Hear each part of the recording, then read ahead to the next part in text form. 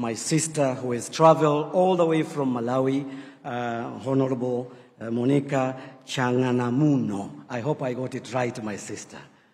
Responsible for mining.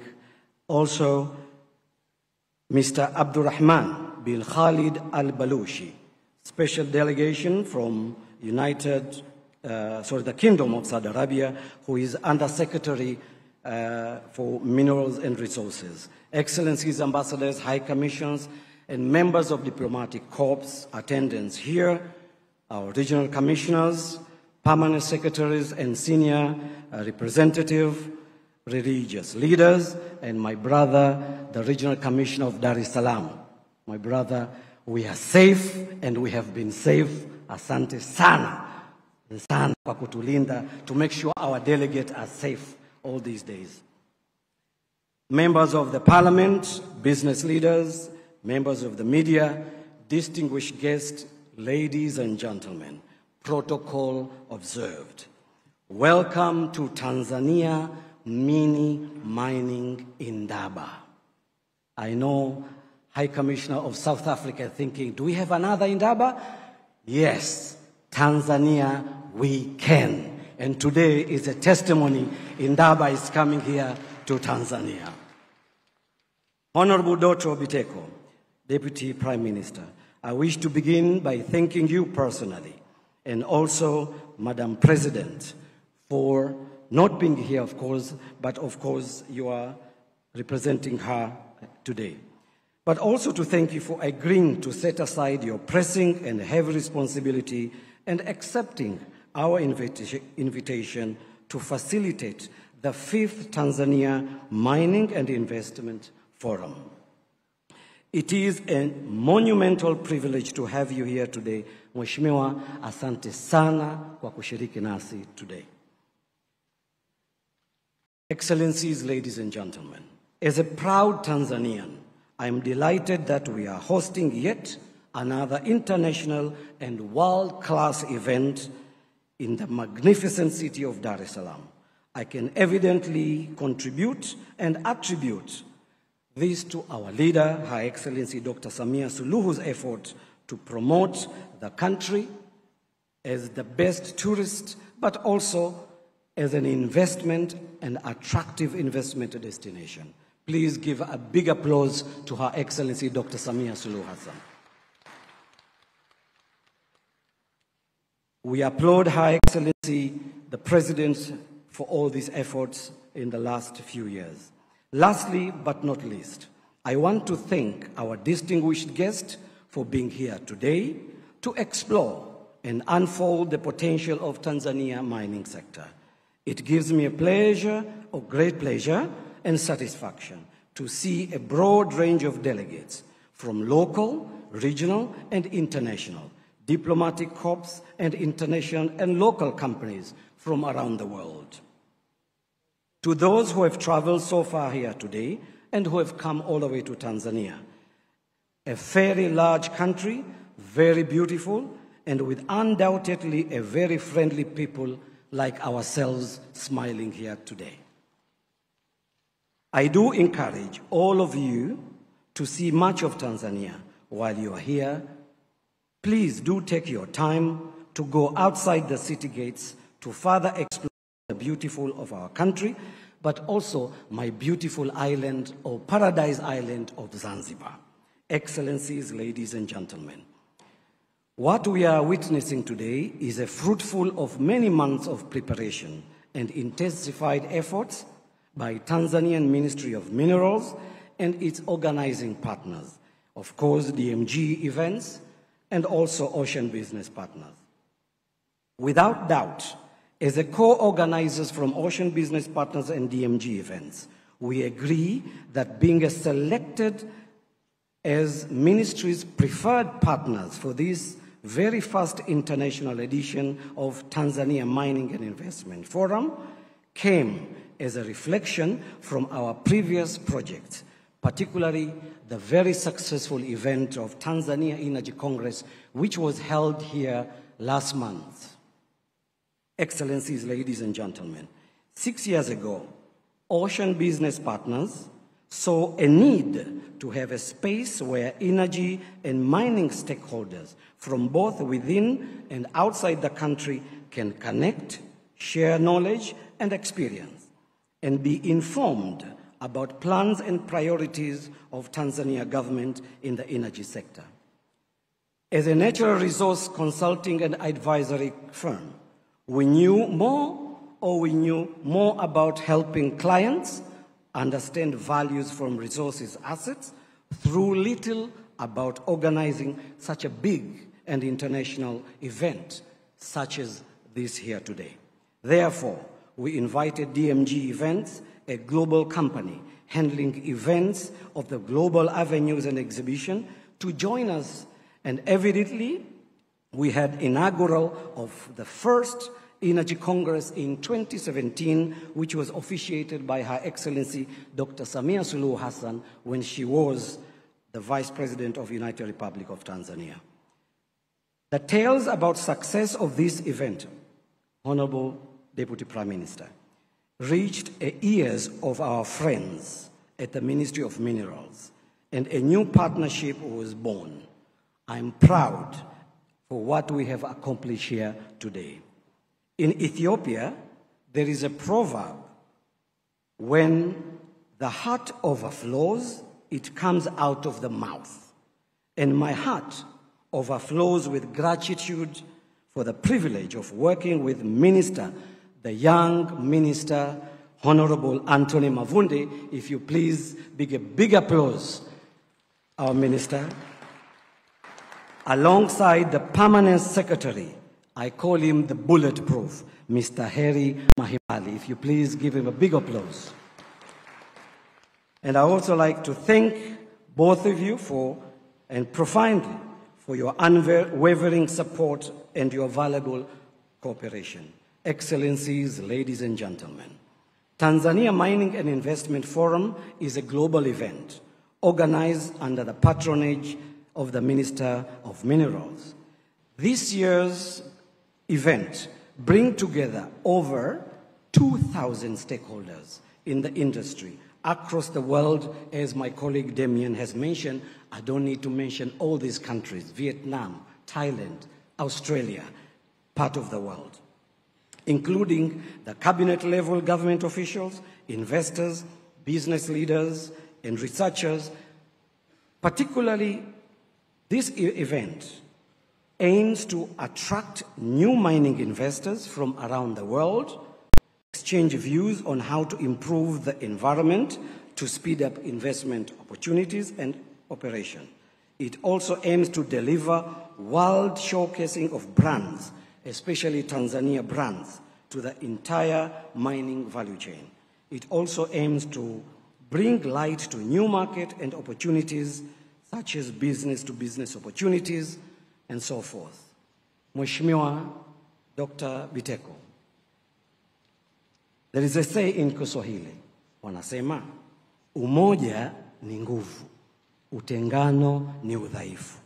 The Swahili proverb goes, I wish to acknowledge the contribution of numerous actors in the organization of this event. These include our OBP team, DMG team, members of our organizing steering committee, which of course been chaired by our young man, Mr. Msechu, who is also here. If you are there, members of the organizing committee, please stand up so that everybody can see here that Tanzanians, we are able to host mining in Daba.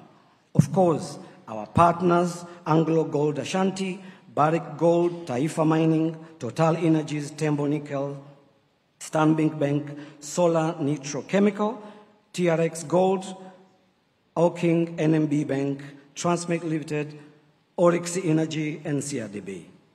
The forum, Unlocking Tanzania Future Mining Potential, reflects the current effort by our government to reform our economy and attract investors. This avenue helps to publicize investment opportunities in Tanzania while underscoring the investment in the country. You see the proverb in Swahili say, mgeni njoo, mwenyeji apone.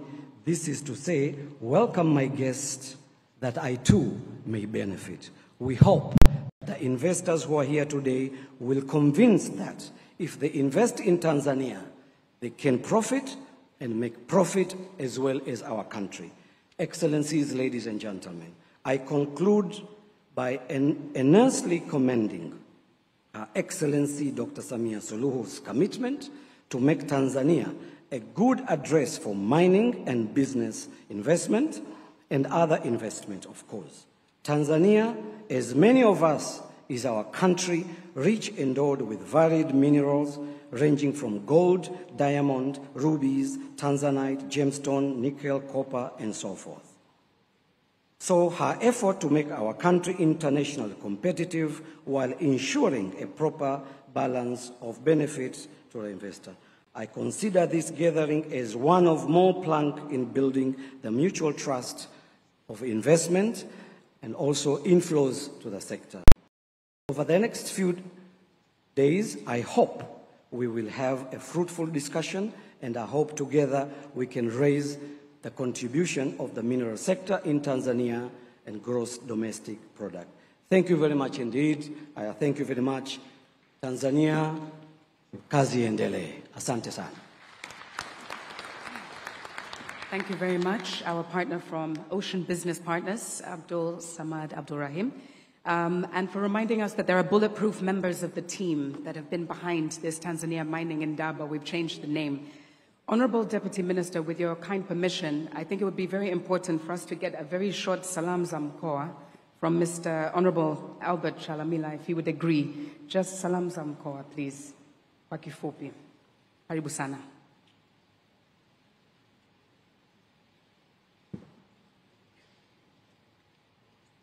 Honorable Deputy Minister, Honorable Deputy Prime Minister of the United Republic of Tanzania, Dr. Doto Biteko, we, the common citizens of Dar es Salaam, we feel honored to be with you this morning.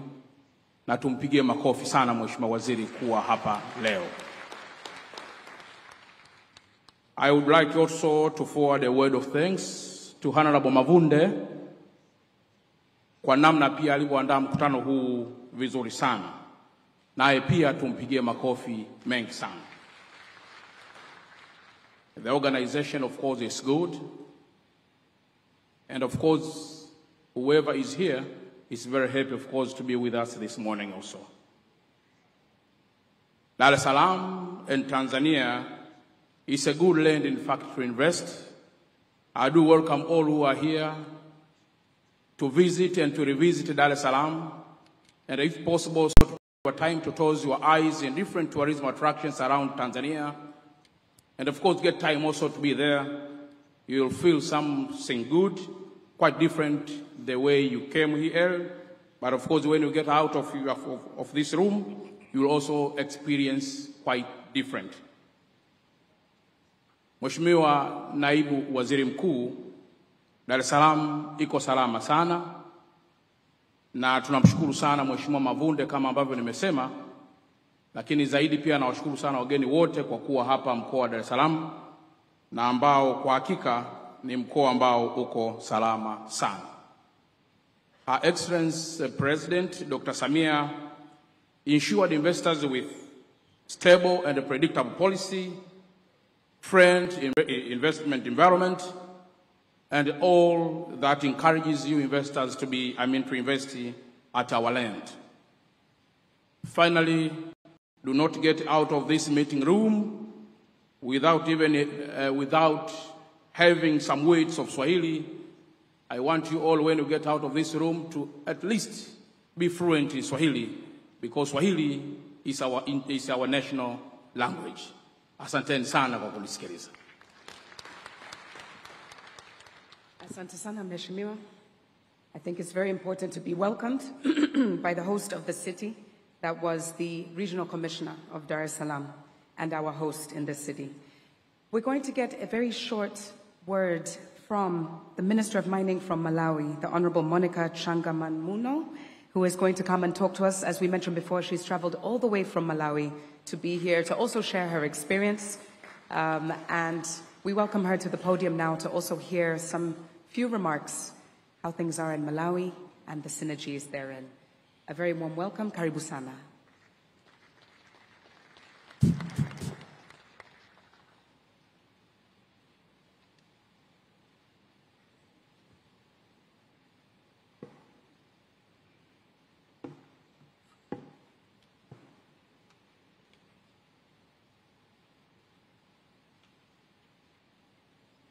Your Excellency, the Deputy Prime Minister and Minister of Energy, Honorable Dr. Doto Witeko, Your Honor, the Minister of Minerals, Honorable Anthony Peter Mavunde, and all Cabinet Ministers and Deputy Ministers here present, our Senior Minister all the way from Uganda, Honorable Dr. Peter Lukeris, Minister of State responsible for minerals. The business partners here present, the regional commissioners here present, the permanent secretaries here present, all ambassadors here present, invited guests, captains of the industry and the stakeholders, and allow me to stand on all protocols already observed. I bring greetings from His Excellency, Dr. Lazarus Magathi Chakwera, the President of the Republic of Malawi, and the people of Malawi. Let me thank the government of the United Republic of Tanzania, through the Minister of Minerals, for inviting me and my delegation to come to this mining forum at this time where Malawi is just a greenfield in the mining sector. We are excited to be here, and I was joking with the minister last night that the day I was coming here, it was raining in Malawi, and I've brought the rains here, and that's why it rained yesterday. But we are excited to be here, and I really want to thank you so much for inviting us and the warm welcome that we have received in your beautiful country. Honorable Deputy Prime Minister, I would like to begin by saying that Malawi recognizes that mining is one of the key growth sectors that can significantly contribute to the socio-economic growth and development of the country. Currently in Malawi, mining contributes 1% to the GDP. However, the sector has huge potential to contribute to the development of the country. The sector's annual growth trajectory is pegged at 10% to 15% when all the quick-win mining projects become operational. Right now, we have several projects that are coming in the pipeline, and we are excited because once these projects are going to be done, I'm sure that Malawi is going to be somewhere. We have a project that Lindian Resources is doing in Kangankunde and Balaga, where they're going to be mining monazite. We have a project with Global Metals, where they're going to be mining niobium. That's in Kanyiga, in the northern part of Malawi. We have a graphite project in the central part of Malawi, where NGX is going to be mining. We also have the largest rutile deposit in the world, in the central part of Malawi, where Sovereign Metals is going to be mining, and we are excited that Rio Tinto has already come into that project. We also have a project on heavy mineral sands in Makanchila, which is along the lake, where Mawei is going to be doing its mining. We also have a bauxite project around Muranje Mountain, where Akatswiri is going to be mining there. And these are exciting projects that we have. And again, we're about also to reopen the Kairekea uranium mine, where Lotus is going to be doing its work. And again, we also have a rare earth project by Nkango. These are exciting projects that we have. But as I said, we are just learning, and we are here basically to learn and see the areas of collaboration that we can have between our countries. The government, under the dynamic leadership of Dr. Lazarus McCarthy Chakwera, has singled out mining as one of the drivers of change, economic development, wealth and employment creation for the people of Malawi. In this view, the first in the history of the country, a standalone Ministry of Mining has been established. In the previous governments, this was just a department under other ministries. But in this current regime, this is a standalone ministry because we want to have a lot of focus on the mining sector. This is further pronounced in the Malawi Vision 2063, where mining is prominent under Pillar 2, which is industrialization. The mineral sector in Malawi, as I said, is still a greenfield mineral investment area, endowed with a lot of mineral resources of economic importance. The rich mineral endowment is due to its geographical setting within the East African Rift System. Most of the minerals are yet to be adequately explored and sustainably exploited for the economic development of the country. The minerals include rare earth elements, niobium, uranium, coal, bauxite, lithium, graphite, limestone, copper, phosphate, apatite, rutile, titanium, gold, gypsum, nickel, iron, dimension stones such as sodalite, granite, among others.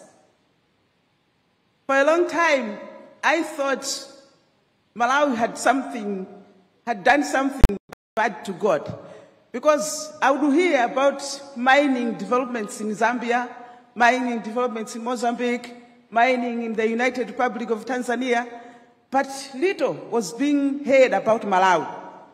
And therefore we thought, what have we done? But I think you and I can agree now that, no, God has been so gracious to each country. Each country has its own portion. It has its own minerals that God has given us. And it's just upon us as countries to be able to dig and see what is it that we have for ourselves.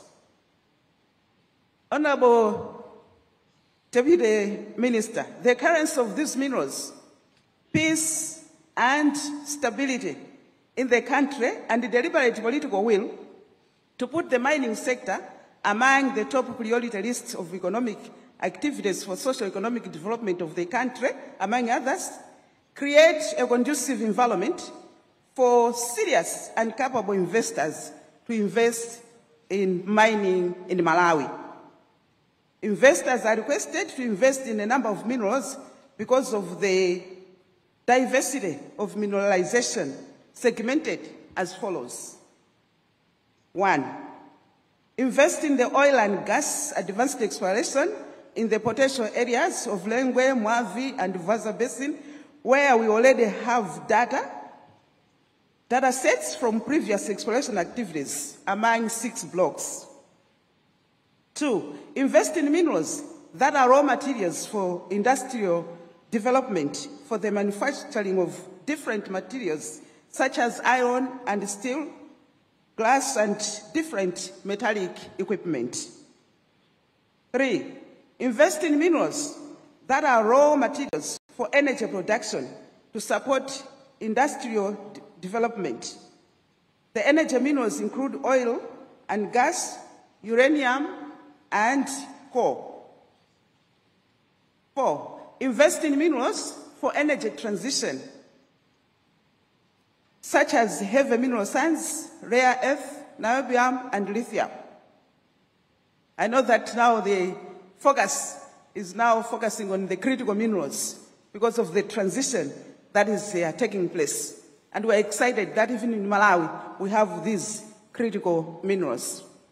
5, invest in minerals that are raw materials for fertilizer manufacturing for agriculture, a sector that commands about 70% of the population of Malawi. There are minerals such as phosphate, potassium, limestone, and gypsum. And lastly, invest in minerals that are raw materials for cement production, for infrastructure development, such as roads and housing construction. The government also provides sufficient incentives for mining investment, realizing the capital-intensive nature of the sector, whose equipment and machinery are expensive, and the huge sunk costs that investors incur during exploration period. We are around here, and if investors would like to learn from what incentives we are providing in Malawi, you're welcome to come and talk to us. Malawi conducted a wide, high-resolution airborne geophysical survey in 2012 to 2014, commonly known as Kauniuni in our language, whose results were launched in 2014. This was followed by an interpretation report, which was issued in 2018. The survey generated magnetic, radiometric, and gravity data. The survey was carried out to facilitate exploration activities and geological mapping. The results may also be used for other purposes in other sectors, such as the construction industry. This data can be accessed, and if you want this data, please talk to us. We are going to be glad to be able to provide this data to you. Further, the ministry established a computer-based mineral rights management mining cadastral system for fast-tracking the processing of mineral licenses and promoting sustainable management of the mineral tenements. And currently, the system is being cleaned up to remove all the speculators so that serious investors can be able to find space. The ministry has also established a geodata management information system to facilitate trouble-free access to geoscientific data by investors and all other stakeholders. Currently, access to this data is at an internet level. However, efforts are being undertaken to upgrade this system to an internet level. Honorable Deputy Prime Minister, distinguished guests, ladies and gentlemen, as I wind up, let me also say that as Malawi, we realize that transport infrastructure is key to the mining projects. And therefore, Malawi has a road infrastructure linking various parts of the country. The country is also linked by a railway line to the port of Nakala. This railway line was recently upgraded by a company known as Rail Logistics to support transportation of coal from Tete to Nakala in Mozambique. The country is also linked by roads to ports of Dar es Salaam here in Tanzania, Beira in Mozambique, Durban in South Africa, and West Bay in Namibia. Though landlocked, Malawi is properly linked by rail and road. The other key aspect is about energy. Energy is key to mining. Meanwhile, the country is undertaking several projects to increase its energy generation capacity. Energy requirements for the quick win projects have been profiled standing at 200 megawatts. This also provides an opportunity for investors to come in and invest in this sector.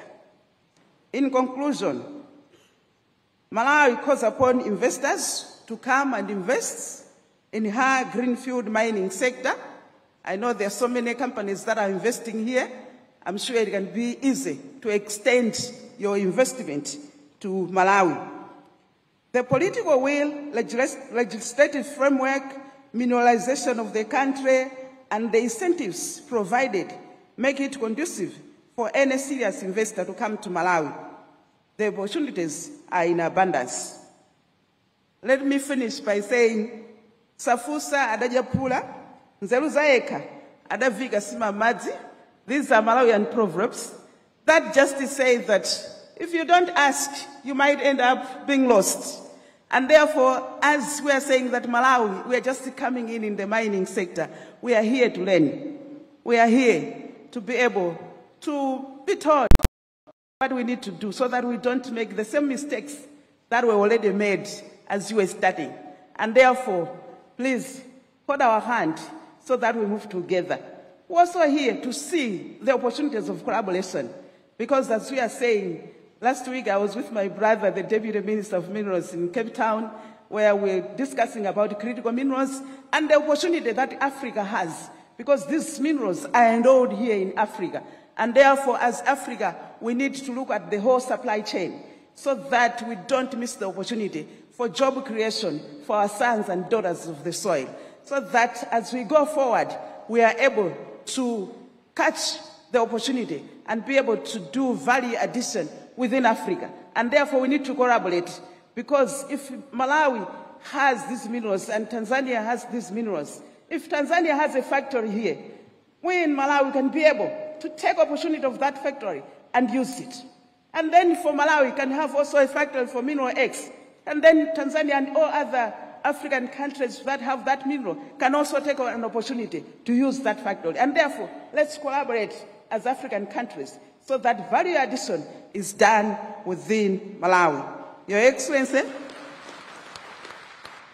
Deputy Prime Minister, all cabinet ministers here present, distinguished guests, ladies and gentlemen, I would like to thank you so much. Asante sana. Thank you very much. Honorable Minister of Mining, from Malawi, the Honorable Monica Changa Namuno. Can we give her another round of applause to escort her to her seat?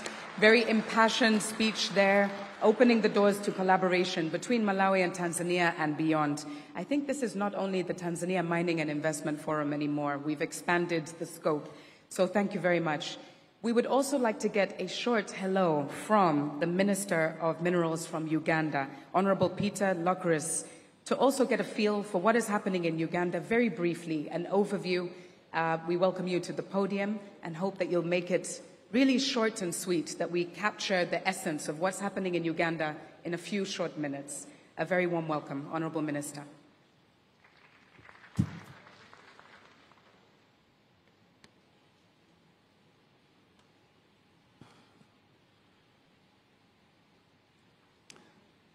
The Right Honorable Deputy Prime Minister and guest of honor of this auspicious occasion, and also the Minister of Energy, dear colleague ministers, ambassadors, permanent secretaries and your staff, the captains of the industries,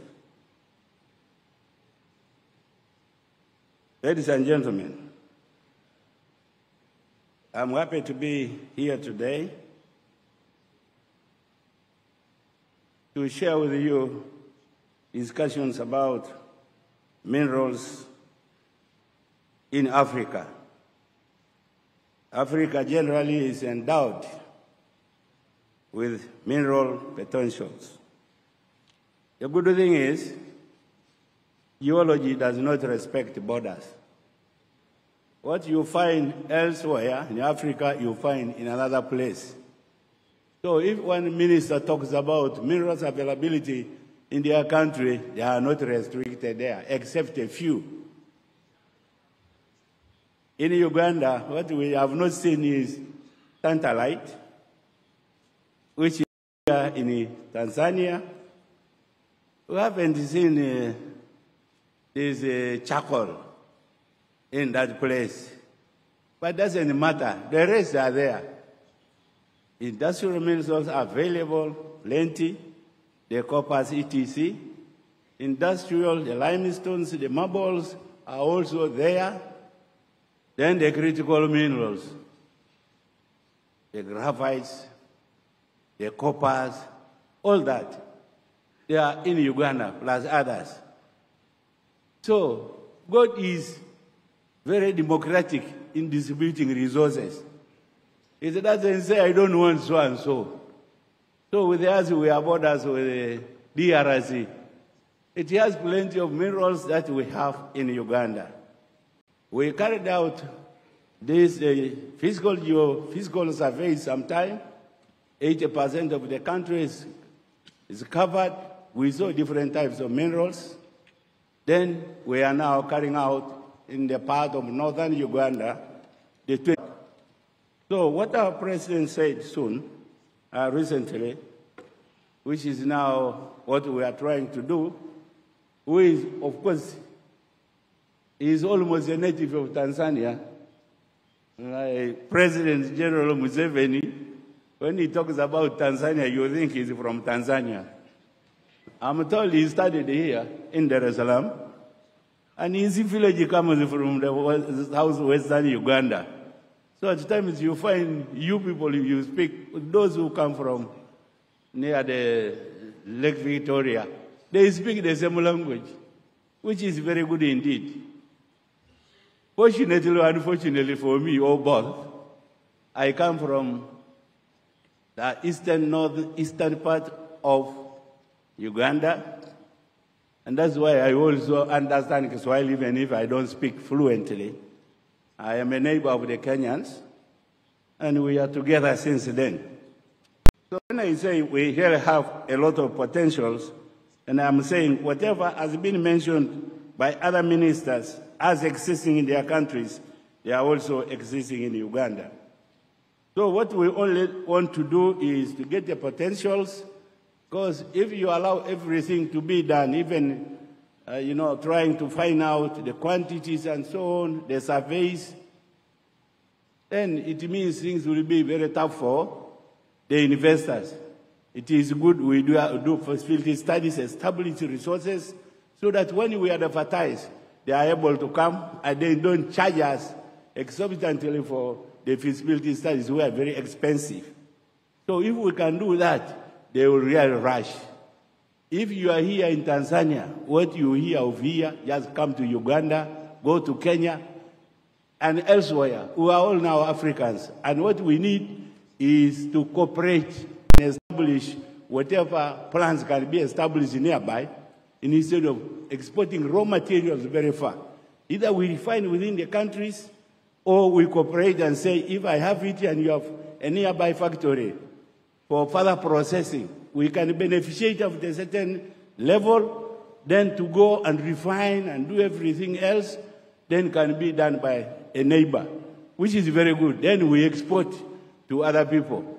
At the moment, we are even exporting all. We have a unique thing we have been talking about here called rare earth elements. There is a company which has done, Australian company has done very well. It has established quantities and so on, but we don't have the final, we don't think we can make the final product very soon. Why we think we must beneficiate, we must process, is to avail work for our people, so that some of the investment remains within Africa, to develop Africa, other than taking wholesale when they are just ours outside the countries. And this has been what our country has been doing, and we are always talking with you, the people of Tanzania and the rest of East Africa and Africa. Congo is very near. We had a meeting very recently talking about all these things. So, Right Honorable, the thing is cooperation to beneficiate, to refine, so that the resource, much of the work is done by our people. Instead of educating them and they remain idle, no job, well educated, then what is supposed to be done is exported elsewhere. This, I think, is not right. We should be able to do it, and that is what our friend and our leaders are really aiming at. I know Tanzania has gone very far, but we are moving. The opportunities are really very great. Cooperation. If, say, a plant, like maybe for a plant for nuclear is in Tanzania, and you have got uranium as we do in Uganda, we should be able to bring it and we process for generation of electricity and not to enrich it for purpose of war. When people hear uranium, they think all of it is death. It is not. If you only do it for electricity generation, just get those hours mixed with water, make the atoms and the electrons collide in there, they produce heat, and the heat goes, when it cools, it turns the turbines, which in turn the generator to produce power. And what more? We go very far. So let us not be surgical here. Nuclear, it is death. It is not. It doesn't kill until you intend to enrich it to that level. We also have things like geothermal. This one is very clean. Kenya is already produced power through geothermal. They have succeeded. We have a lot of those sports targets in the southwestern Uganda, northwestern Uganda. If we do it, that's a clean source. As we are trying to transition, follow this energy transition, there's no problem there. Even oil and gas is still required. I don't think we have just gone away completely. So we need to do it very fast. Ours, we are passing the one for export through here. Then the other one, we want to get a refinery to serve at the region. These are aims trying to make Africa be a little bit better than what it is now. So since I have been told I have not spoken, I should go away, I want to thank you, our guests of honor, the Right Honorable Prime Minister, colleagues, and everybody else for me having stood here and said very little word. Thank you very much. Thank you very much, Honorable Minister of Minerals from Uganda. I hope you'll forgive me. We just need to move forward with the schedule, but I know that you're around. Members can reach out to you bilaterally. There's so much to learn from you, for sure. Let us move swiftly on. Back home now, we are going to our Minister of Water, Energy and Mining from Zanzibar, Honorable Shaib Hassan Kadwara, please, to share a few remarks with the delegates. Karibu sana.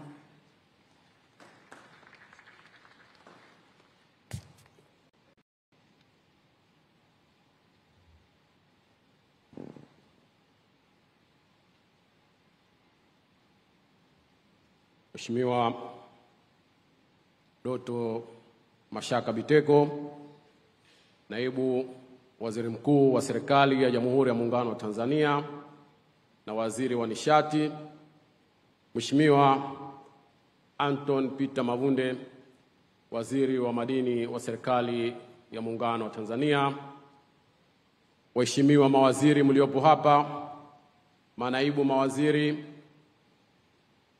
Mheshimiwa Albert Shalamila, Mkuu wa Mkoa wa Dar es Salaam na wakuu wa mikoa wote ambao mko hapa, makatibu wakuu mkiongozwa na ndugu yangu Heri Mahendeka na yule Joseph Kilangi wa Wizara ya Maji, Nishati na Madini Zanzibar, wakuu wa wilaya, mabalozi mliopo hapa, nimemuona balozi Katanga pale, Profesa Asad na wengineo, wageni waalikwa, Jamhuri ya Muungano wa Tanzania, Jamhuri ya Muungano wa Tanzania, Jamhuri ya Muungano wa Tanzania.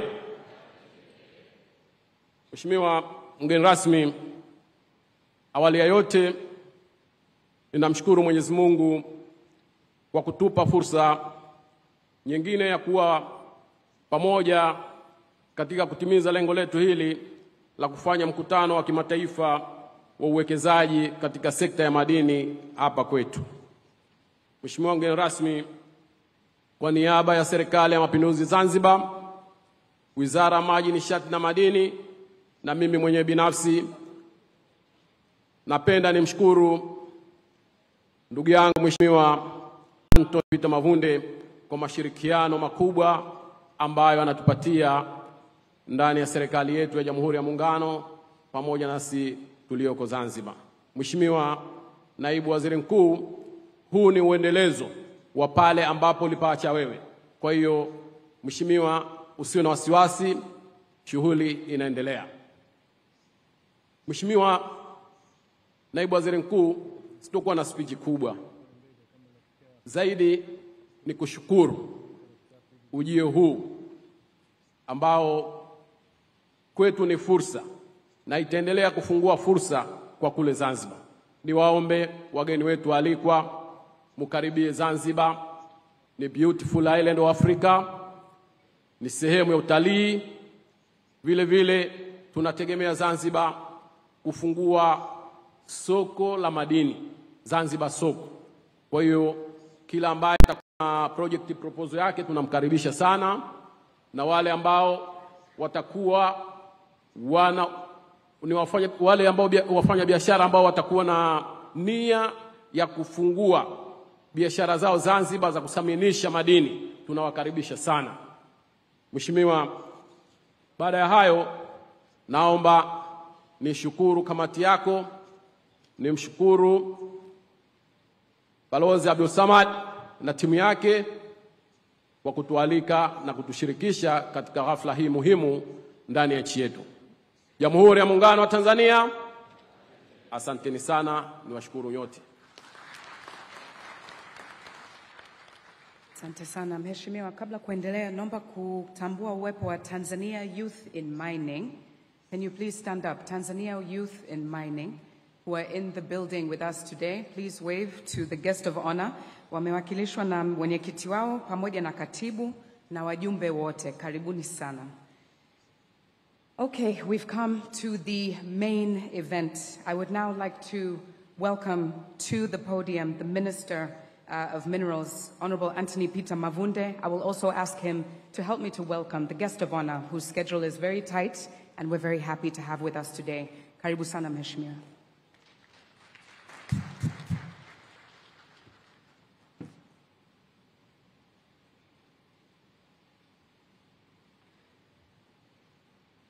Mheshimiwa Dr. Doto Mashaka Biteko, Naibu Waziri Mkuu na Waziri wa Nishati wa Jamhuri ya Muungano wa Tanzania, Mheshimiwa Shaibu Hassan Kaduara, Waziri wa Maji, Nishati na Madini, Serikali ya Mapinduzi ya Zanzibar, Waheshimiwa mawaziri wote mliopo, kipekee ni watambue Mheshimiwa Waziri Dr. Peter Lokeris, Waziri wa Nchi anayeshughulikia masuala ya madini kutoka Uganda, Mheshimiwa Monica Changanamuno, Waziri wa Madini kutoka Malawi, Mheshimiwa Dr. Steven Remomo Kiruswa, Naibu Waziri wa Madini, Waheshimiwa manaibu mawaziri mliopo, Mheshimiwa Albert Charamila, Mkuu wa Mkoa wa Dar es Salaam, na Waheshimiwa wakuu wa mikoa na wilaya wote mliopo, Mheshimiwa Dr. David Matayo David, Mwenyekiti wa Kamati ya Kudumu ya Bunge ya Nishati na Madini, pamoja na wajumbe wote wa kamati mliopo,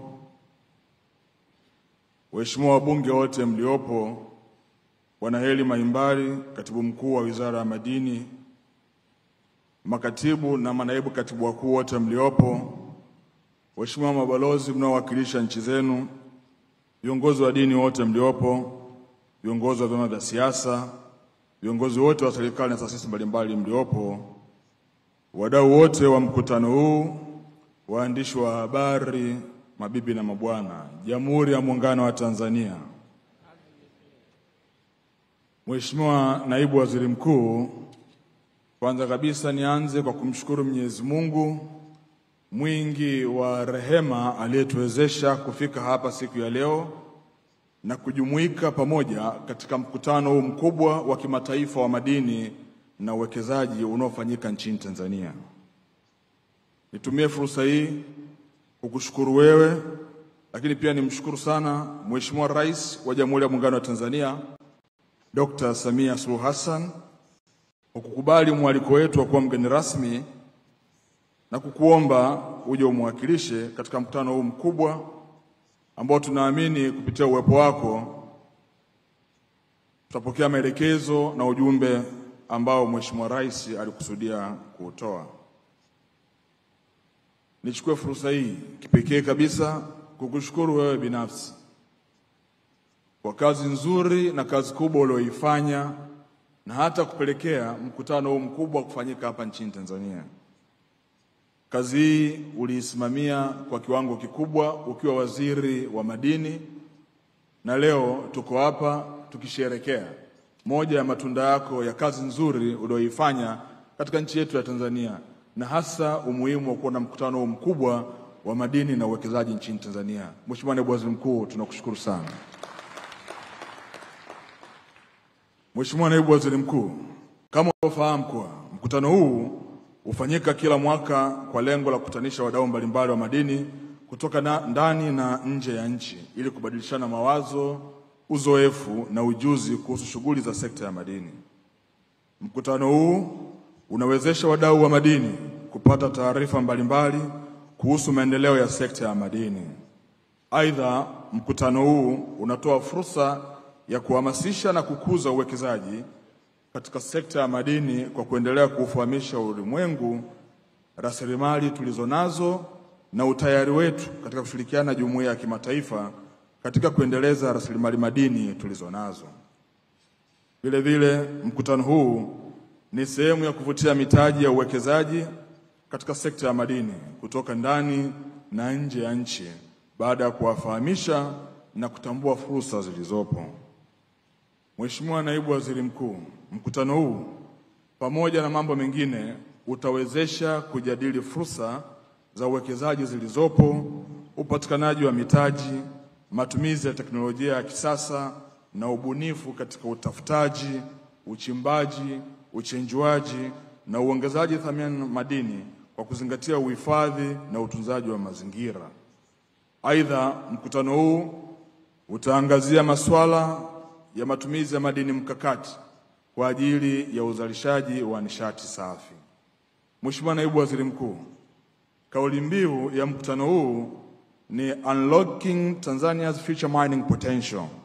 Kauli mbiu hii imelenga kuweka mazingira yatakayowezesha kuvuna madini yaliyopo Tanzania kwa manufaa ya kiuchumi na kijamii kwa kizazi cha sasa na vizazi vijavyo.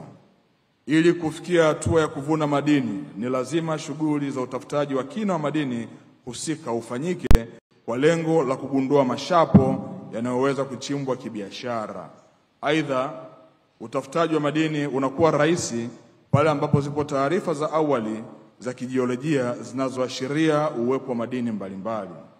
Mheshimiwa Naibu Waziri Mkuu, nchi nyingi duniani zilizofanikiwa katika shughuli za uchimbaji madini zimewekeza katika upatikanaji wa taarifa za kijiolojia ambazo hutumika katika utafutaji wa kina wa madini unaowezesha kupata mashapo ya kuanzisha migodi. Upatikanaji wa taarifa za kijiolojia huvutia wawekezaji na wenye mitaji kuwekeza katika utafutaji wa kina wa madini mbalimbali. Tanzania tumejaliwa kuwa na madini mbalimbali. Madini ya vito, na hapa ndio nyumbani kwa madini ya Tanzanite, lakini vile vile madini ya ujenzi, madini ya viwandani, madini ya metali na nishati. Haya yote yanatakiwa kuendelezwa kwa manufaa ya ukuaji wa uchumi wa wananchi wa taifa kwa ujumla. Mheshimiwa Naibu Waziri Mkuu, Mheshimiwa Rais wa Jamhuri ya Muungano wa Tanzania katika moja ya mikakati yake ya kuikuza sekta hii ya madini alitupa maelekezo sisi Wizara ya Madini kuhakikisha ya kwamba tunaongeza na kuboresha utafiti wa geoscience kwa ajili ya kuwezesha nchi yetu kuweza kupata taarifa mbalimbali na kuboresha kanzi data yetu ya miamba na madini tulionayo. Mheshimiwa Naibu Waziri Mkuu, bado mpaka sasa hatujawa na taarifa za kutosha za kijiolojia zinazoweza kutumiwa na wawekezaji mbalimbali katika kufanya shughuli za utafutaji wa kina wa madini. Hadi sasa ni 16% tu ya nchi yetu ndio iliyofanyiwa utafiti wa teknolojia ya kisasa, yaani high resolution airborne geophysical survey, ambayo huwezesha kubaini maeneo yenye viashiria vya uwepo wa madini mbalimbali. Kwa kutambua umuhimu wa kupatikana kwa taarifa za kijiolojia, Wizara kwa maelekezo ya Mheshimiwa Rais imejipanga kufanya utafiti wa kijiolojia kwa kutumia teknolojia za kisasa, yaani high resolution airborne geophysical survey, ili kuboresha taarifa za kijiolojia zilizopo.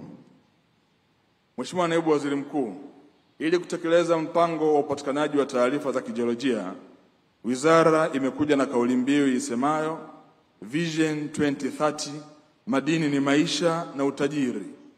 Kauli mbiu hii inalenga kutumia rasilimali madini kubadili hali ya maisha ya Tanzania kwa kuimarisha vipato vyao kupitia shughuli za uchimbaji wa madini na sekta nyingine za kiuchumi kufungamanishwa na sekta ya madini kwa maendeleo endelevu ya uchumi wa taifa letu la Tanzania.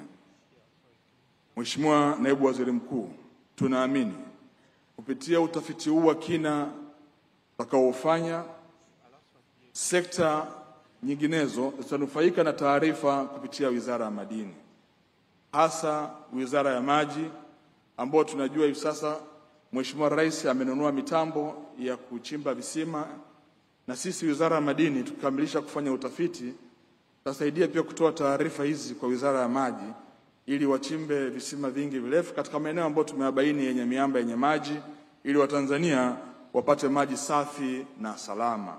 Lakini pia Wizara ya Kilimo wanao mkakati wao wa uchimbaji wa mabwawa 100 kwa lengo la kuwa na hifadhi ya maji lita bilioni 900, na kazi hii pia inahitaji kuwa na vyanzo vizuri vya maji. Sisi Wizara ya Madini tutakuwa tayari kutoa taarifa zetu kwa ajili ya Wizara ya Kilimo ili kuelekeza maeneo sahihi ya uchimbaji wa vyanzo hivi vya maji, kuwawezesha Watanzania waweze kulima na kukua kupitia kilimo, na kuwawezesha kuweza kupata mazao mengi zaidi kupitia kilimo cha umwagiliaji ambacho kitawapa nafasi ya kulima zaidi ya mara moja katika msimu wa mwaka mmoja. Lakini pia tunafahamu, Mheshimiwa mgeni rasmi, Tanzania ni net importer wa fertilizer. Tunaagiza zaidi ya tani 350,000 za mbolea, na asilimia kubwa ya mbolea inayoagizwa ni DAP, NPK na urea. Mheshimiwa mgeni rasmi, tukifanya utafiti wetu wa kina, tukiwa tuna taarifa ya data yetu na tukaiboresha, iko baadhi ya miamba ambayo inaweza kutumika kama malighafi kwa ajili ya viwanda vya mbolea. Tanzania tunaagiza kwa wingi DAP, tunaagiza NPK pamoja na urea. DAP inatokana na phosphorus ambayo unaiweza kuipata vizuri kupitia miamba hii. NPK ambayo ni nitrogen, phosphorus na potassium unaweza pia kuipata kupitia taarifa za miamba hii. Lakini pia urea ambayo inatokana na gesi itokanayo na makaa ya mawe, na yenyewe pia unaweza kuipata kupitia miamba hii. Mheshimiwa mgeni rasmi, hii inapelekea kuona haja ya sisi kama wizara kufanya utafiti wa teknolojia ya kisasa ya high resolution airborne geophysical survey katika eneo kubwa zaidi nchini ifikapo mwaka 2030. Upatikanaji wa taarifa za kijiolojia katika maeneo mengi ya nchi yetu utahamasisha kasi ya uwekezaji katika utafutaji wa kina wa madini nchini, ambao ndio msingi mkubwa wa uanzishwaji wa migodi. Mheshimiwa Naibu Waziri Mkuu, wizara itatekeleza mpango huu kupitia Taasisi ya Jiolojia na Utafiti wa Madini Tanzania GST, na tunafahamu kuwa mpango huu unahitaji kiasi kikubwa cha rasilimali fedha ili kuutekeleza kwa mafanikio. Wizara itaendelea kutafuta fedha kutoka kwa wadau mbalimbali kuunga mkono juhudi za serikali katika kufanikisha programu hii. Mheshimiwa Naibu Waziri Mkuu, nikiwa nafika ukingoni wa maelezo yangu, tunaamini kuwa utekelezaji wa dira 2030 itakuwa ni chachu ya kuongezeka kwa shughuli za utafutaji, uchimbaji na uchenjuaji na uongezaji thamani na biashara ya madini, pamoja na uanzishwaji wa viwanda vinavyotumia madini kama malighafi, hususan viwanda vya kuzalisha mbolea, saruji, chuma, gypsum boards, nyaya za umeme, chokaa na vinginevyo. Taarifa hizo zinaweza pia kutumika kubainisha maeneo yenye viashiria vya uwepo wa maji ili kufanya utafiti wa kina katika maeneo hayo kwa ajili ya kupata maji safi na salama. Mheshimiwa Naibu Waziri Mkuu, nichukue fursa hii tena kuwakaribisha wageni wetu wote wa ndani na nje ya nchi kwenye mkutano huu muhimu wa sekta ya madini. Karibuni sana Tanzania. Nchi hii ina mazingira bora kabisa ya uwekezaji, ikijumuisha jiolojia bora kabisa ya miamba ya madini, mazingira tulivu ya kisasa na vivutio vingi vya utalii na uwekezaji. Mheshimiwa Naibu Waziri Mkuu, as I'm concluding my remarks, allow me to switch to English so that you can clearly get the intended message from the horse's mouth. I have just some few things to reaffirm. One, I am a fond and a good practitioner of open door policy. I therefore welcome you all to take this advantage and cooperate with our country under the steadfast leadership of Our Excellency Dr. Samia Suluhu Hassan in preparing the growth of this sector. Two, if there is anything I dislike, is unnecessary bureaucracy. I want to assure you that I'll keep things moving and making it easy in investing and doing business in Tanzania, especially in the mining sector. Lastly, I'm here to carve a niche for you all to effectively conduct mining activities, and never will we be a hurdle to your mining activities in Tanzania. Having said so, Mheshimiwa Naibu Waziri Mkuu, sasa kwa heshima kubwa na taadhima, naomba nichukue fursa hii kukaribisha uweza kuzungumza na hadhira hii pamoja na wadau wengine wote wanaofuatilia mkutano huu kwenye runinga na mitandao ya kijamii kutoka sehemu mbalimbali duniani. Mheshimiwa Naibu Waziri Mkuu, karibu sana kuzungumza.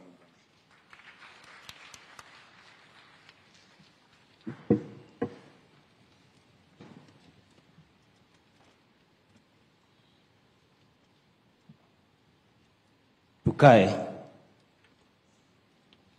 Let's get seated.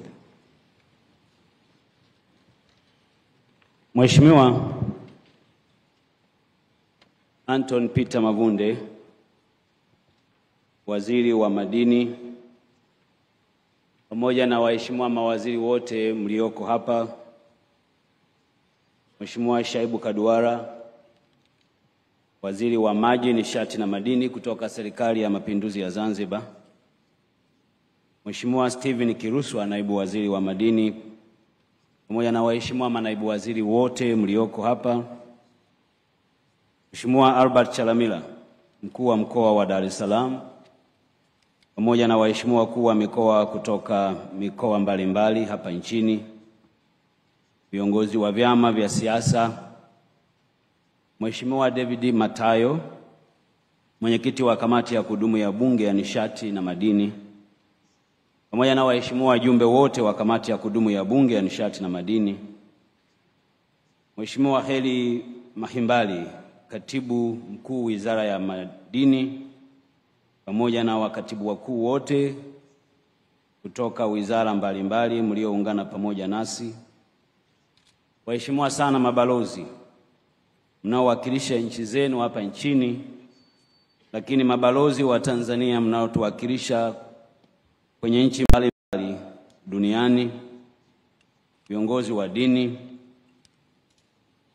viongozi wote wa serikali na taasisi wote mlioungana pamoja nasi, waandaaji wa mkutano huu OBP na DMG, wadau wa mkutano huu, waandishi wa habari, mabibi na mabwana, Jamhuri ya Muungano wa Tanzania.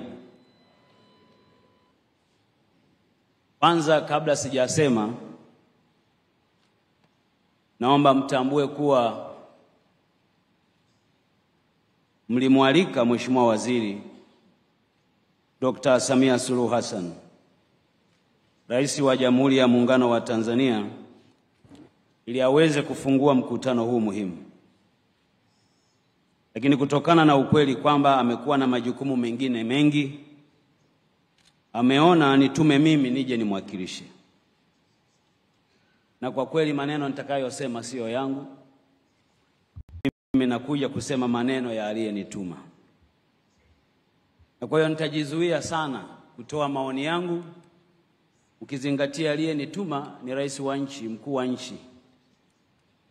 Na kwa hiyo sitaki kuingia kwenye mtihani wa kutia neno lolote katikati ya hotuba hii nzuri.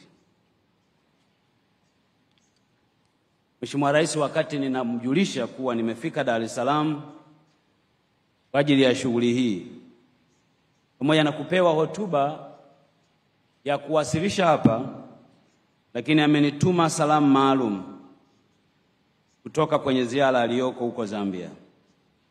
Ameniambia nawatakieni mkutano mwema na yuko pamoja nanyi, na yote mtakayokubaliana ya wasilishwe serikalini kwa ajili ya utekelezaji. Sasa Mheshimiwa Rais, hotuba yake ni hii. Awali ya yote napenda kumshukuru Mwenyezi Mungu kwa kutujalia afya njema na kutuwezesha kukutana hapa katika mkutano wa kimataifa wa uwekezaji wa mwaka 2023.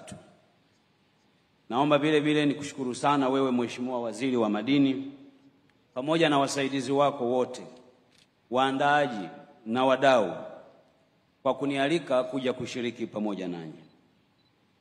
Nitumie fursa hii kutambua kampuni ambazo zimekuwa na mchango mkubwa kwenye maandalizi ya mkutano huu: Anglo Gold Ashanti, Barrick Gold, Total Energy, Stanbic Bank, Temple Nickel, TRX Gold yani Buckreef Mining, Solar Nitrochemical na AU King pamoja na waandaaji OBP na DMG.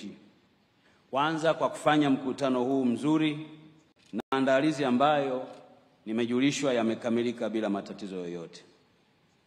Ninaomba vile vile mtambue kuwa sote tunajua kuwa uwekezaji katika sekta ya madini unahitaji fedha nyingi. Hivyo ninaomba kuchukua fursa hii kuzipongeza taasisi mbalimbali za fedha za ndani, ikiwa na pamoja na benki ya CRDB, NMB, Azania na KCB kwa kutoa mikopo kwa wachimbaji wetu na makampuni ya uchimbaji madini. Na naomba kwa moyo wa dhati nitoe wito kwa taasisi nyingine za fedha kuona fursa hii ya kutoa mikopo kwa wawekezaji kwenye sekta ya madini ni fursa muhimu na inahitaji kuchangamkiwa kwa kasi kubwa ili tuweze kuongeza shughuli za kibiashara na uchimbaji madini hapa nchini na tuweze kuondoa watu wetu kwenye umaskini. Kutokana na umuhimu na manufaa ya mkutano huu kwa washirika wa maendeleo ya sekta ya madini nchini, serikali imeendelea kuboresha mkutano huu na kuufanya uwe na hadhi sawa na mikutano mingine ya kimataifa inayokutanisha wadau mbalimbali kwa ajili ya kubadilishana uzoefu. Mtaona mwaka huu tumebadilisha jina kutoka kuwa Tanzania Mining Investment Forum na kutoka kwenye jina linaloitwa Mineral and Mining Investment Conference. Nia yetu ni kufanya mkutano huu uweze kujulikana kimataifa na ubebe hadhi ya kimataifa na kuitangaza Tanzania kwenye sura au ramani ya madini hapa duniani. Ndugu washiriki, mkutano huu una kauli mbiu ambayo ina lengo la kufungua hazina ya madini yaliyopo Tanzania kwa ajili ya uwekezaji kwa manufaa ya kiuchumi na kijamii. Kama mnavyofahamu, kwa sasa ulimwengu unaendelea kukabiliana na changamoto ya mabadiliko ya tabia ya nchi na hivyo kuhimiza teknolojia mbadala ya kuzalisha nishati safi kwa ajili ya kuhifadhi mazingira. Teknolojia hizo kwa sehemu kubwa zinahitaji matumizi ya madini muhimu ya kimkakati ambayo ni pamoja na madini ya nickel, cobalt, copper, lithium, graphite, rare earth element na mengineyo mengi ambayo kwa bahati njema Tanzania tunayo hazina nzuri ya madini hayo. Kutokana na taarifa za awali za wakala wa nishati wa kimataifa yani the International Energy Agency ya mwaka 2023, mahitaji ya madini ya kimkakati ya nishati safi yanatarajiwa kuongezeka mara 3 ya mahitaji yaliyopo sasa. Kwa hiyo ni fursa muhimu kwetu sisi wote kutumia fursa hii ya uhitaji wa madini haya ya kimkakati kuwekeza kwenye mnyororo mzima kuanzia utafutaji, uchimbaji, uchenjuaji, uongezaji thamani madini, biashara ya madini, ili haya yote yaweze kuleta manufaa kwa watu wetu na kwa nchi zetu na kuifanya Tanzania vile vile kuwa sehemu ya mchango wa utoaji wa rasilimali hiyo. Kwa kufanya hivyo tutaleta furaha kwa pande zote na kuishi kwa amani, na kuwaomba na ninawaomba ni waase wote mlioko hapa kushiriki kwenye shughuli hii ya uvunaji madini kwa kuangalia maslahi ya watu wetu, kwa kuangalia maslahi ya nchi zetu. Ndugu washiriki, pamoja na nchi yetu kuwa na madini mbalimbali ya kimkakati yanayohitajika sana hapa duniani, kama Mheshimiwa Waziri wa Madini alivyoeleza, Bado tunakabiliwa na changamoto za kutokuwepo kwa taarifa za kijiolojia katika maeneo mbalimbali hapa nchini, ambayo yangetusaidia kugundua na kuchimba madini haya kwa faida ya watu wetu. Hivyo naomba niwajulishe kuwa serikali imeamua kwa makusudi kuwekeza kwa hatua hii kwenye utafiti wa hali ya juu ili tuweze kupata taarifa zaidi za uwepo wa mashapo ya madini nchini na kuwarahisishia wawekezaji hapa nchini kuja kuwekeza kukiwa na taarifa za awali. Upatikanaji wa taarifa hizo utasaidia si tu wawekezaji bali serikali kubainisha viashiria vya uwepo wa madini kwenye miamba na maeneo mbalimbali na kuwezesha kufanya utafiti wa kina wa madini ya aina mbalimbali hapa nchini. Hatua hii italenga kuwarahisishia watafiti na wawekezaji kujikita kwenye maeneo yatakayokuwa na taarifa zaidi kuliko kubahatisha kwenye maeneo ambayo hayana taarifa, na hivyo kuwapunguzia gharama za utafiti katika hatua ya ugunduzi. Washiriki, ugunduzi wa mashapo utapelekea vile vile kuwezesha kufungua kwa migodi zaidi hapa nchini. Kufunguliwa kwa migodi zaidi kutaongeza mapato ya serikali, lakini vile vile utaongeza ajira kwa ajili ya watu wote. Nitoe wito kwa wadau wa maendeleo kuunga mkono juhudi za serikali na kuhakikisha kwamba madini, mpango huu tulionao wa taarifa za kijiolojia unatumika kwa ajili ya kutuletea manufaa zaidi. Sekta ya madini, kama mnavyofahamu ndugu washiriki, ni nguzo muhimu na chachu ya maendeleo ya uchumi wa nchi yetu. Hivyo ili kulinda madini yetu yaweze kubadilisha uchumi wa nchi na kuleta maendeleo kwa wananchi, hatuna budi kuhakikisha kuwa sekta ya madini inafungamanishwa na sekta nyingine za kiuchumi kama vile viwanda, kilimo, na ili kuzalisha bidhaa mbalimbali zinazotumia madini kama alivyoeleza Mheshimiwa Waziri hapa, bidhaa kama mbolea, betri za magari, simu, kompyuta na kadhalika. Hizi zote zinaweza kufanikiwa tu kama tutafungamanisha sekta ya madini na sekta nyinginezo. Na hivyo nitoe wito kwa wawekezaji kuwekeza hapa nchini kwenye mnyororo mzima wa madini, ikiwemo kujenga viwanda vinavyozalisha bidhaa zinazotumia madini, malighafi za madini hayo.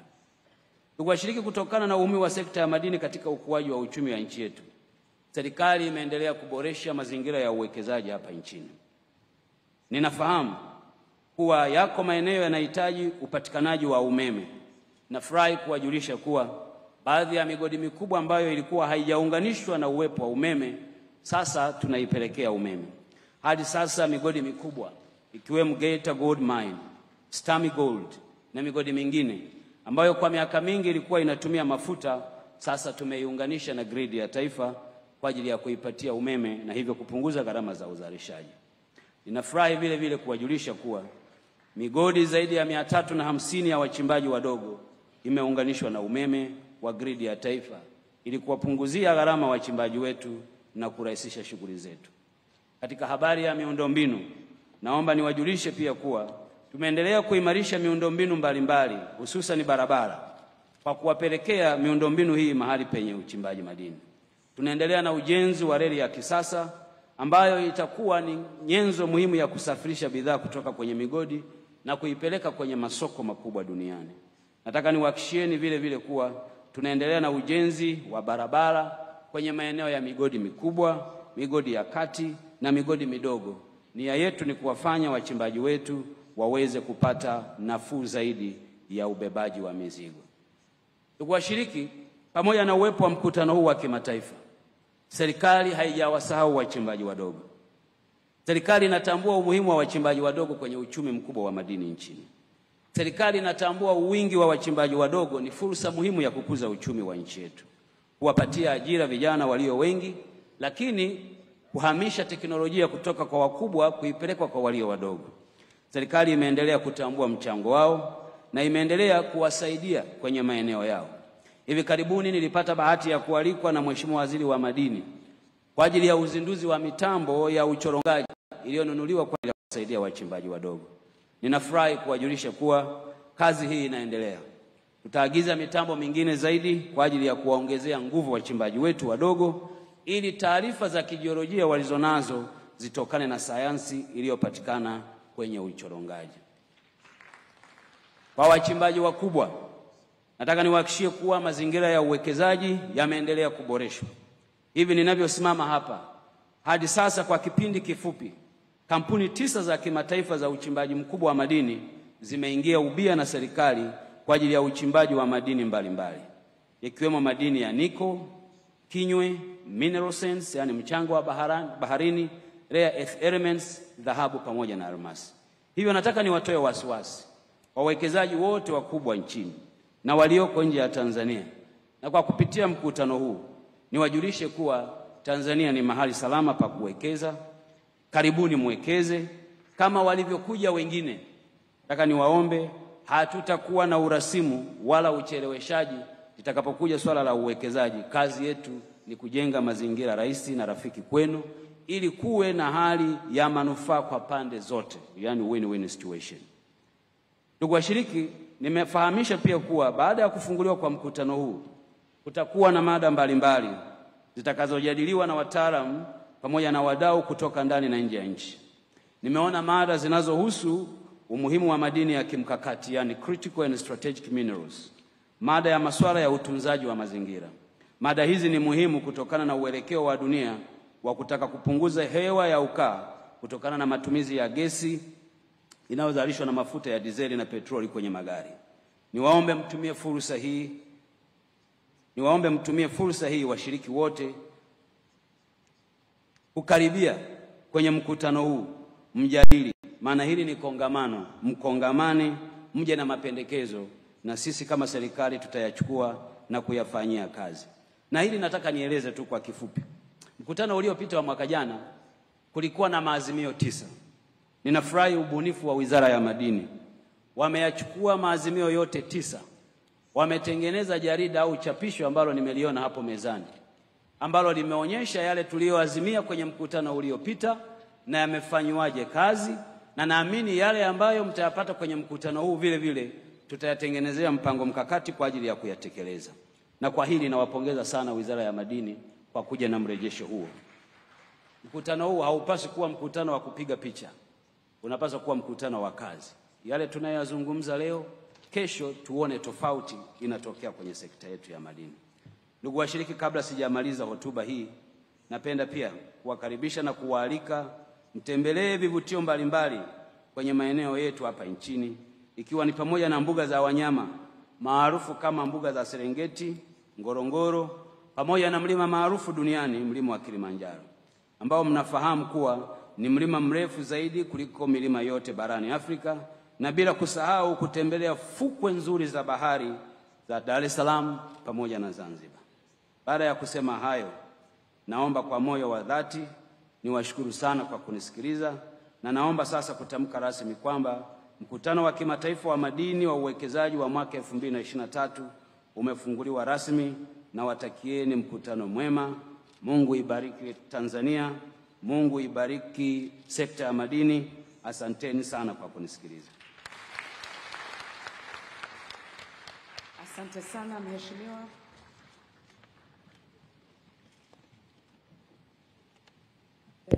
Na mtazamaji wa TBC1, Naibu Waziri Mkuu Dr. Doto Biteko akikamilisha kuzungumza mahotuba yake, ambayo akinukuu yale ambayo amesemwa na Rais Dr. Samia Suluhu Hassan, akiwa amemwagiza kufika hapa kwa ajili ya kumwakilisha katika mkutano wa kimataifa wa uwekezaji katika sekta ya madini. Tusikie kile ambacho kinazungumzwa, alafu nitakupitisha katika yale ambayo yamezungumzwa na viongozi mbalimbali ambao wamefika hapa.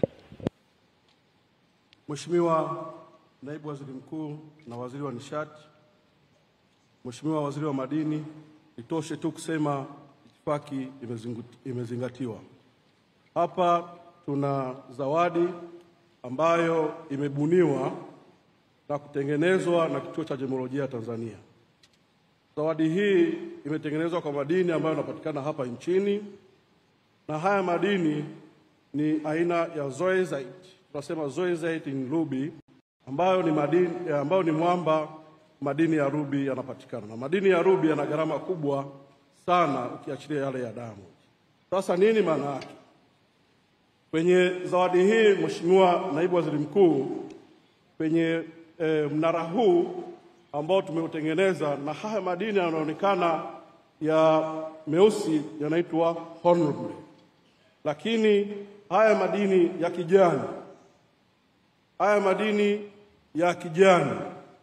madini ya kijani ni aina ya anhydrite. Kwa pamoja katika mwamba huu yanapatikana madini ya rubi. Mheshimiwa Naibu Waziri Mkuu, mnara huu unamaanisha kwamba ni mnara mrefu, sio kama ule wa Babeli, lakini mnara mrefu unaimulikia dunia, na juu yake una kito cha samani ambacho inawakaribisha wawekezaji. Mheshimiwa Rais anawakaribisha wawekezaji kuja kuwekeza nchini kwa kushirikiana, kwa kuvuna pamoja kwa usawa. Mheshimiwa Naibu Waziri Mkuu, naomba nimkabidhi dada hapa aweze kumkabidhi Mheshimiwa Waziri wa Madini, naye atakukabidhi zawadi hii.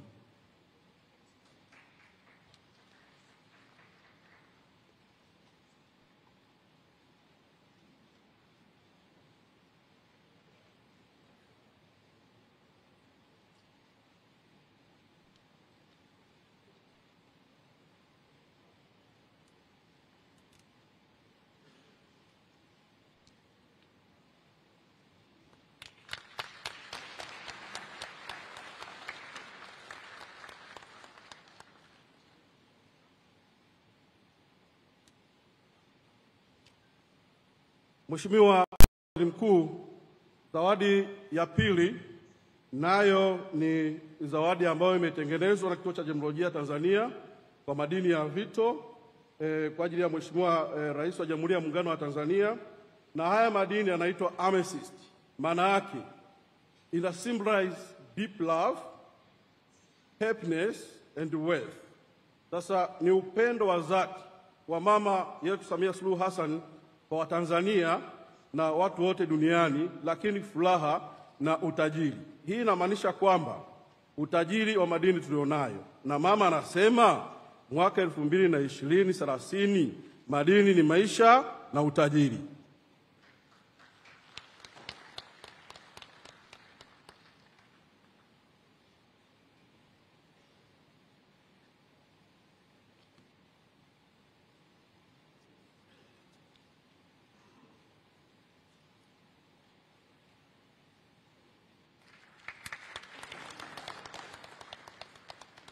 Mheshimiwa Naibu Waziri Mkuu, zawadi inayofuata ni ya kwako wewe binafsi kwa kutambua mchango wako mkubwa katika sekta ya madini, lakini vile vile kwa kutambua kazi yako kubwa ambayo unaendelea kumsaidia Mheshimiwa Rais kwa kuendelea kuangazia dunia nzima kwa kuwakaribisha wawekezaji. Mheshimiwa Naibu Waziri Mkuu, naomba upokee zawadi hii.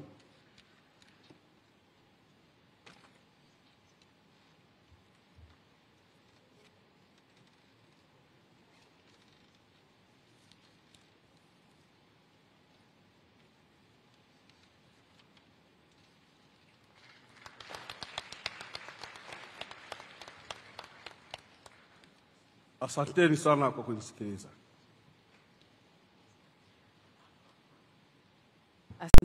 Ni zoezi la ugawaji wa tuzo ambapo tuzo mbili zikienda kwa Rais Dr. Samia Suluhu Hassan, ambapo moja ya tuzo hizo ni pamoja na tuzo yenye madini ya vito ambayo ikiashiria utajiri, upendo, na ndio maana kupitia wizara hii ya madini imekuwa ikieleza namna ambavyo madini ni utajiri, na kauli mbiu katika mkutano huu ukieleza kuzibua fursa za kwenye sekta ya madini na kuzifanya ama kuchochea katika uchumi mbali. Na sasa tuzo hizo zimeshakabidhiwa kwa Naibu Waziri Mkuu kwa ajili ya kumpelekea Rais Dr. Samia Suluhu Hassan, lakini wakati huo naye akipatiwa tuzo kama sehemu ya kutambua pia mchango wake na ujio wake katika tukio hili ambalo kwa sasa wataelekea katika mabanda na kupita huko kuangalia namna ambavyo sekta ya madini inafanya kazi, kwa maana ya maeneo ambayo kuna shughuli za uchimbaji, vitu ambavyo wanatumia na mambo mbalimbali ambayo yanafanyika katika mnyororo mzima. Picture number 3. all permanent secretaries, ambapo baada ya kutembelea kwenye mabanda utafuatiwa pia na zoezi la upigaji wa picha ambalo ndio kwa sasa linaenda kufanyika kabla ya kutembelea katika mabanda mbalimbali, na hao ni wadau wanaelekea huko, lakini pasina shaka kutakuwa na picha ya viongozi ambao wamefika hapa ambao wote wanaelekea katika meza kuu kwa ajili ya picha hiyo ya pamoja na mgeni rasmi Dr. Doto Biteko, naibu waziri mkuu, ambaye tayari ameshazungumza na kueleza kile ambacho kipo katika sekta ya madini. Ni mkutano wa kimataifa wa uwekezaji katika sekta ya madini ukifanyika hapa jijini Dar es Salaam nchini Tanzania, ambapo viongozi mbalimbali, mawaziri kutoka mataifa jirani na wenyewe wakifika hapa kwa ajili ya kuzungumza yale muhimu ambayo yanapatikana katika upande wa madini. Tulipata pia kumtazama na kumsikia waziri wa madini wa Uganda Peter Lekerisi, lakini pia waziri wa madini wa Malawi Monica Changanamuno, na akieleza namna ambavyo sekta hizi ama mataifa haya ya Afrika yakiungana kwa pamoja katika swala zima la madini ya kimkakati yanaweza kuleta tija kwa bara la Afrika, kwa maana sasa si wote mko ndani ya bara moja, alafu nchi ambazo zina madini kuwa na vikwazo ama namna ambazo hazitawaletea tija ama hazitaleta tija kwa taifa la Afrika. Hivyo kuona namna gani mataifa haya ndani ya bara la Afrika yanashirikiana hasa katika upande huu pia wa sekta ya madini katika kubadilishana ama kuwezesha urahisi katika uchimbaji lakini upatikanaji wa madini. Na ndio maana katika mkutano huu pia kujadili swala zima la madini ya kimkakati, ambapo hapa yanazungumziwa aina tofauti tofauti. Kemo tunapozungumzia madini, mchanga pia ni madini, lakini kuna yale madini ambayo tunapata vifaa ambavyo ndio tunatumia katika ujenzi wa majumbani, gypsum na vingineyo, nayo ni sehemu ya madini ambayo yatajadiliwa hapa. Kwa hivyo si madini ambayo tumezoea tukisikia madini unajua tu ni vito, tutatengeneza hereni, cheni na mambo mbalimbali ambayo tunasema na yake, lakini kwa sasa madini ya kimkakati na yenyewe tazamwa hapa katika kuhakikisha kwamba na kwenyewe huko yanaleta utajiri kwa wale wachimbaji wadogo, wakati mpaka wale wakubwa, lakini wadogo wakipewa fursa sasa na wenyewe kusogea mpaka kuwa wakati na kuja kuwa wakubwa zaidi. Na ndio maana kunakuwa na mikutano kama hii, na huu ni mkutano wa 5, mtazamaji wa TBC1, ni mkutano wa 5 ambao unawakutanisha wawekezaji lakini pia na wale ambao wapo katika mnyororo mzima wa madini, ikiwemo wachimbaji wadogo, wakati pamoja na wakubwa.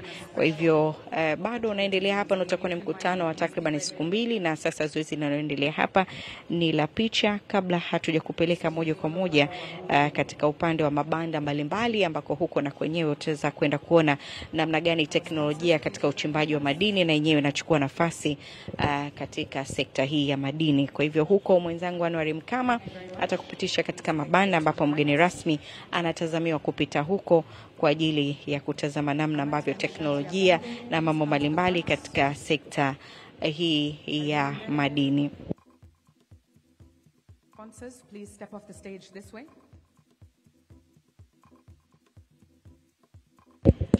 Na mtazamaji wa TBC1, ni zoezi la picha likiwa linaendelea kama wanavyoshuhudia hapo, viongozi wakielekea kupiga picha, na kama ndivyokueleza hapo awali, wakati mgeni rasmi akizungumza alieleza namna ambavyo pia katika upande wa sekta ya madini, lakini pia akiwakaribisha wawekezaji na kueleza wakaribie Tanzania, kwani Tanzania ni sehemu salama na sahihi kwa ajili ya uwekezaji, kwani mpaka hivi sasa takriban kampuni 9 zimeshaingia mkataba na serikali katika awamu hii ya 6, ambapo kampuni hizo pia ni pamoja na zile za uchimbaji wa madini ya kinywe, ambapo pia nikakueleza kuna jambo zima la madini ya kimkakati ambayo ndio hayo yanatazamiwa. Kwa hivyo wanakaribishwa kuwekeza Tanzania katika nyanja mbalimbali, lakini pia ambapo hata mkuu wa mkoa wakati anawakaribisha aliwaeleza wakaribie Dar es Salaam, wakaribie katika jiji la Dar es Salaam, kwani Tanzania ni shwari na ni salama, na anawakaribisha. Lakini si Dar es Salaam tu pekee,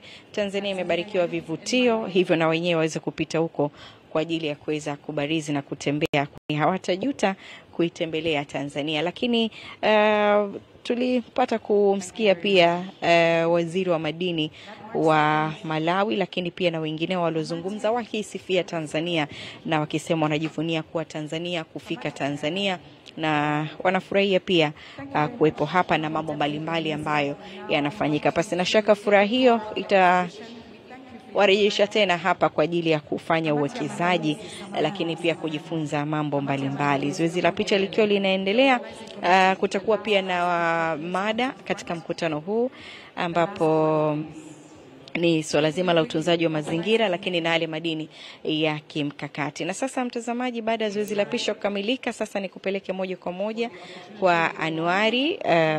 Anuari ananiambia bado niendelee kidogo kukusimulia, akiwa tayari basi utaungana naye moja kwa moja. Lakini nikwambie tu mtazamaji kwamba katika sekta hii ya madini, katika upande wa swala zima la fedha, takriban bilioni 3 kwa mwaka 2021, lakini kwa mwaka huu takriban dola bilioni 3.4 ikiwa ni ongezeko, lakini pia ambapo hiyo ni fedha mapato kwa kununua lakini pia na kuuzwa kwa madini. Lakini ajira takribani 14,308 kwa mwaka 2021, lakini kwa mwaka huu ajira takribani 16,662. Kwa hivyo unaweza kuona ni kwa namna gani sekta hii ina changamkiwa kwa kada mbalimbali, na wenyewe wakiwekeza katika sekta hii, wakikimbilia na kupelekea kuongezeka kwa pato la taifa, ama kuchangia katika pato la taifa katika wizara hii ama sekta hii ya madini. Na miongoni mwa yale ambayo pia aliweza kuzungumzwa hapa na wageni mbalimbali ambao wamefika ni pamoja na kueleza namna ambavyo Tanzania imepiga hatua. Na sasa baada ya mgeni kuondoka hapa katika eneo hili, ni kuelekeze moja kwa moja mtazamaji kwa mwenzangu Anwar Mkama ambaye anakupitisha katika mabanda mbalimbali. Anwar Mkama, kijiti ni chako sasa. Na mtazamaji wa TBC1, tupo hapa nje ya ukumbi wa kimataifa wa Julius Nyerere. Kama unavyoona hapa tunamsubiri mgeni rasmi katika shughuli hii ambaye ni naibu waziri mkuu Mheshimiwa Dr. Biteko, ambaye hatawaongoza basi wageni, lakini pia viongozi mbalimbali kutoka ndani na nje ya nchi kuja kuangalia mabanda ambayo yapo hapa katika nje ya ukumbi huu wa kimataifa wa mikutano wa Julius Nyerere. Mabanda yapo ni mengi sana na watu wamejitokeza wengi, watu ni wengi. Mabanda ya vito na madini yapo hapa ni mengi, na watu wamekuwa wakipita banda hadi banda na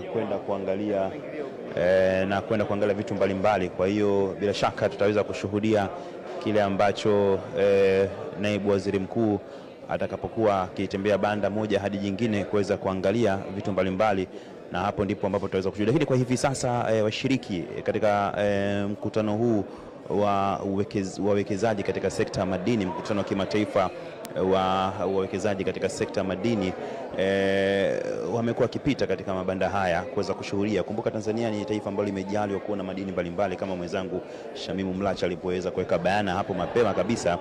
Madini mbalimbali yanapatikana hapa, madini ya vito yanapatikana hapa, dhahabu imekuwa maarufu sana. Tanzania imekuwa ni nchi ya 3 mara baada ya Afrika Kusini na Ghana katika kuzalisha dhahabu. Lakini pia usisahau kwamba Tanzania ni maarufu pia kwa madini ya kimkakati. Hivi sasa anazungumzia madini ya kinywe, kwa Kiingereza inajulikana kama graphite, ambapo mara baada tu ya nchi ya Msumbiji, Tanzania pia imekuwa ikifanya vizuri katika uzalishaji wa madini haya, ambayo hivi sasa ni madini yanayohitajika sana duniani kwa sababu yanatumika kutengeneza betri za magari ya umeme, ambayo ifikapo mwaka 2050 mataifa duniani yamekubaliana, hususan mataifa makubwa, kuacha kutumia magari ambayo yanatumia nishati ya mafuta na badala yake basi yaweze kutumia nishati ya umeme. Sasa malighafi ambayo yanatumika kutengeneza betri hizo za umeme ni madini haya ya kinywa na madini mengine ya kimkakati yakiwemo nickel. Na hayo ni madini ambayo yanapatikana katika maeneo mbalimbali. Morogoro yanapatikana, lakini pia ukienda katika wilaya ya Ruangwa, Matambalile kule yanapatikana, lakini pia ukienda katika maeneo mbalimbali pia nchi yanapatikana, kiachilia mbali madini ya dimu ambayo yanapatikana huko Ngwala, Songwe, nyanda za juu kusini mwa Tanzania na maeneo mbalimbali. Kwa hiyo ni madini ambayo ni muhimu, yanahitajika hivi sasa. Kama nilivyokuambia, washiriki wanatembea katika mabanda mbalimbali. Mabanda mengi ni ya wale wawekezaji katika sekta ya madini, ambapo mkutano huu ndio ambao wanashughulika hasa zaidi.